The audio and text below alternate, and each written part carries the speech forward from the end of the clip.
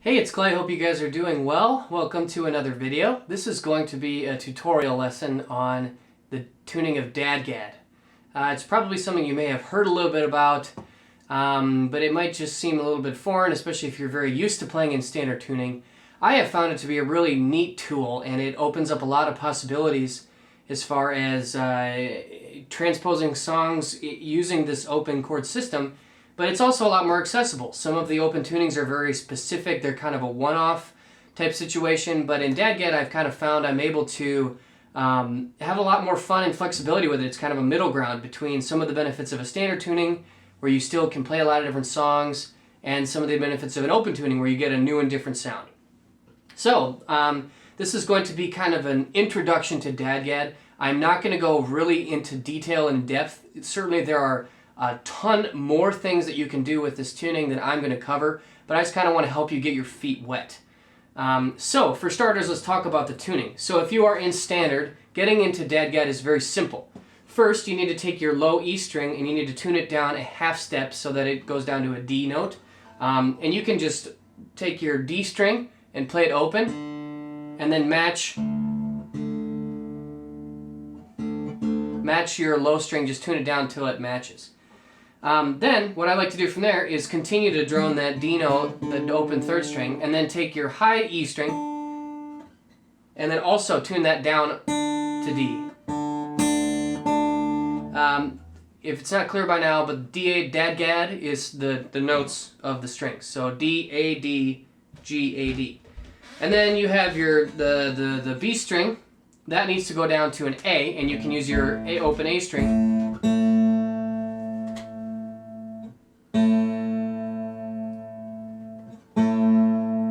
check that. And then you should get a nice open sound. So the first things first, let's cover a couple of basic chords. And basically what I'm going to try and teach you guys is a system where you can transpose any song that you want to play, or if you want to start writing songs, you can take stuff that's familiar and put it into DADGAD with some movable chord shapes that are pretty simple and straightforward. Now, one thing about DADGAD that's different than open tuning is you kind of are limited to the key of D.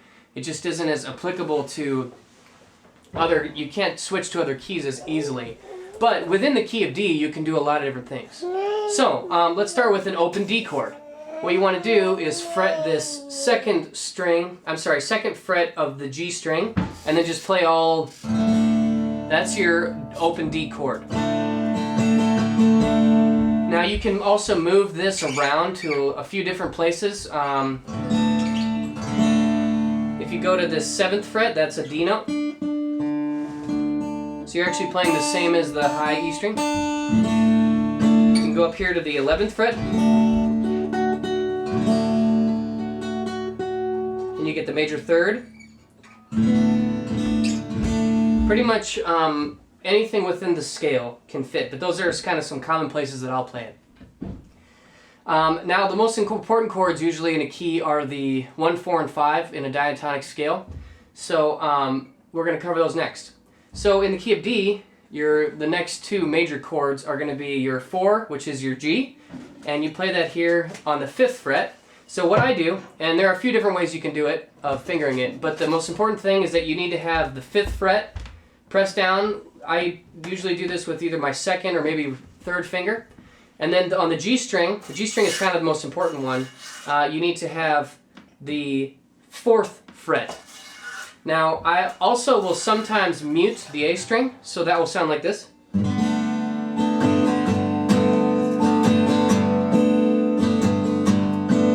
If you want, you can also fret it down on the 5th fret.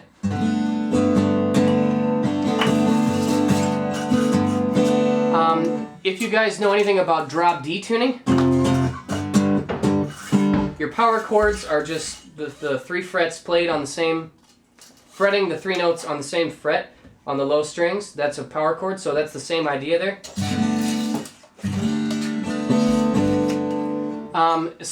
But this shape is the one I really want to key you guys into, is when you have this 5th fret here with your middle finger and then your 1st finger on the G string. You can just take that same shape and move it up 2 frets to the 7th fret, and this is your 5 chord, which in the key of D is an A major.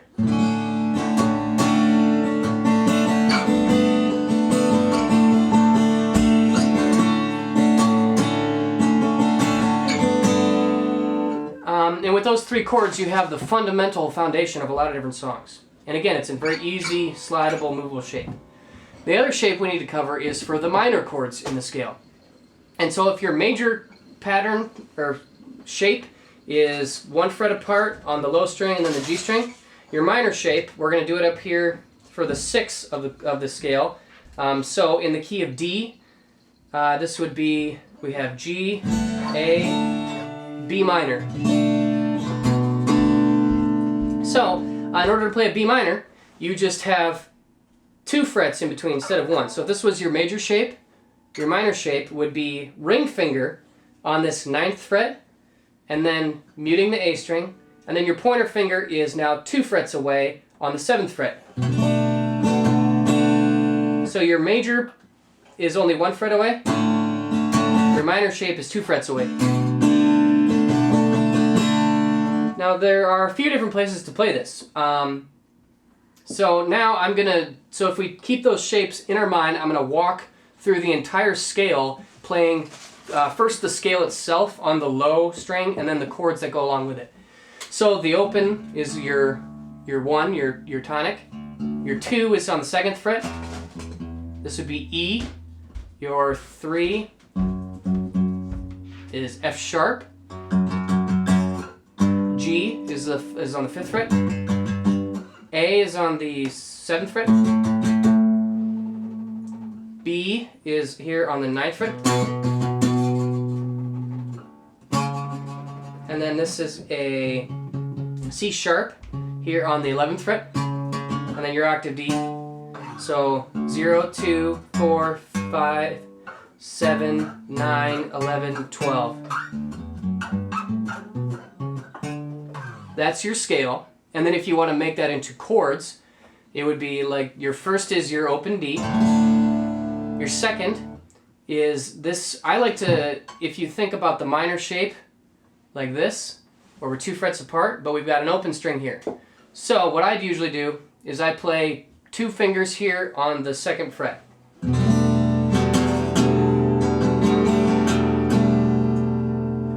Sliding up here, I'll go back to the shape we did before where I'll put my ring finger here on the 4th fret.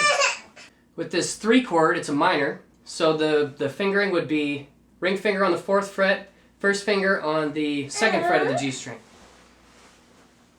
So that would sound like this. Then we have our G here on the 5th fret, our A on the 7th fret,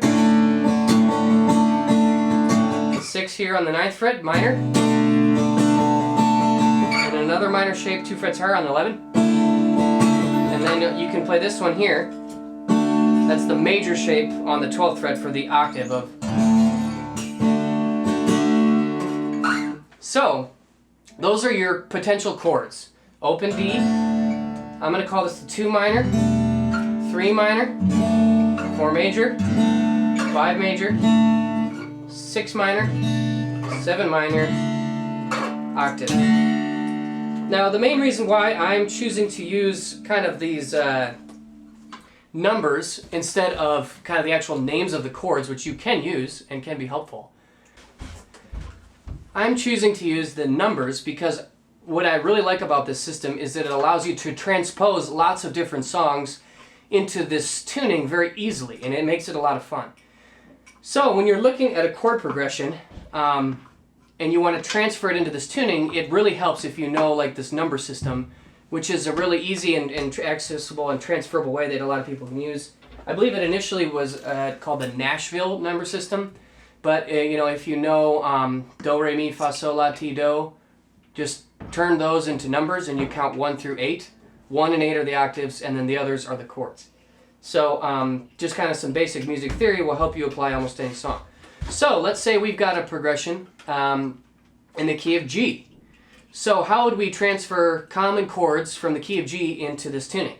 Well, your G chord, or whatever your key or your tonic is going to be your new D, this open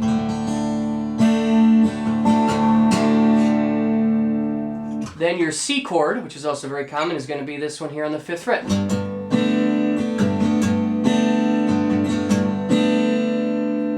Whenever you would play a D chord, or your 5, you would play here on the 7th fret.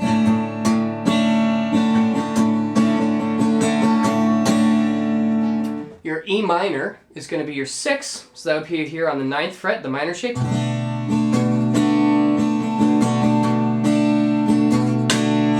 Sometimes you might also see the A minor, which is the 2 in the key of G. That would be this guy down here.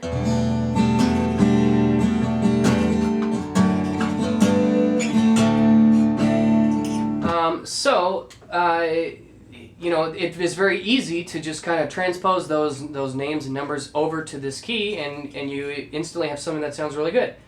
So let's say you had a progression that went, let's do G, C, E minor, D. So that would be 1, 4, 6, 5. So that would sound like this in this new key. 1, 4,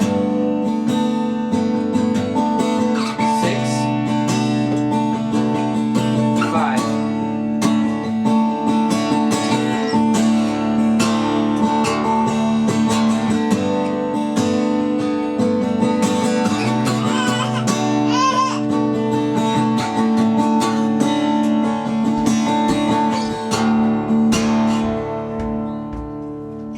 Pretty easy stuff.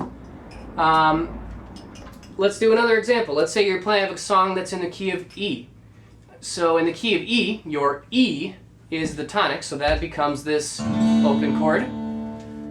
Your A is this chord here on the 5th fret. Your B is this chord here on the 7th fret. C sharp minor is this guy right here on the 9th fret. And this would be your F sharp and your G sharp. So let's say your progression goes, I don't even know.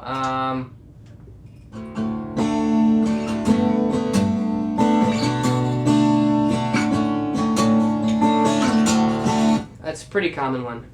Let's take a song just kind of that I've been working on recently and transpose it. So this is one that's fresh off the top of my head. It's called Oceans by Hillsong. The progression goes, it starts on an A minor, goes up to a B and then to a C, and then G, and then F. That's the verse. So we're in the key of C. So an A minor in the key of C would be a 6 chord, that'd be this guy. And then this is that walking note. And then we're going to play this as the octave. This is going to be our G's here on the 7th fret.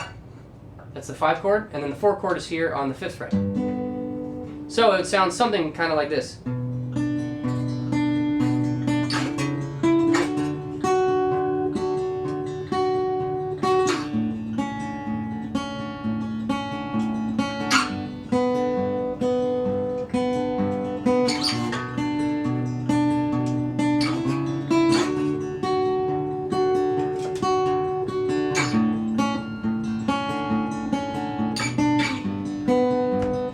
I'm going to skip to the chorus.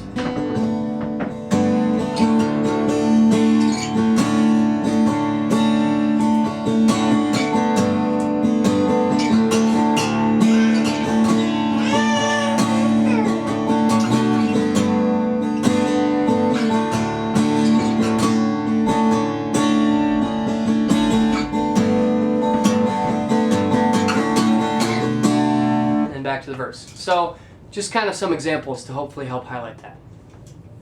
And then I'd like to close this off with some kind of tips and tricks. So the biggest thing to keep in mind is that you have this movable shape. So it makes some of these movements and these progressions really easy. I mean, it's very simple to kind of slide around with some of these chords. So you can do a little bit of like a walking bass line.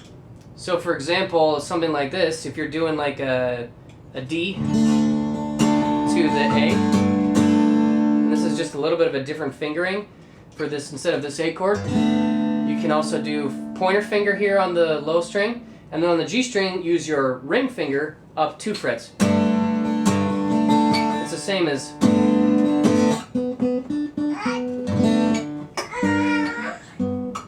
both fit with the chord. So what you can do is...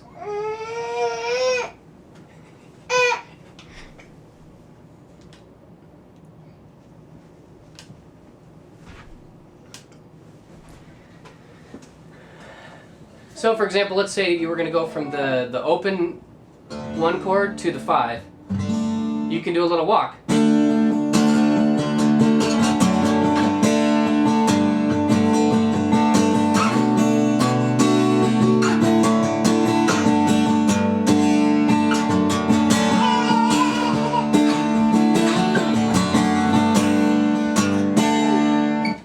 You know, so a couple of thoughts there is, one, I was using this wherever I would walk up to the 5 there. That works really nicely. And then, you know, you still have your octaves here, because your A, D, and G strings are unchanged. So I hope that helped. Please let me know your thoughts down below, and I'll see you soon. Bye.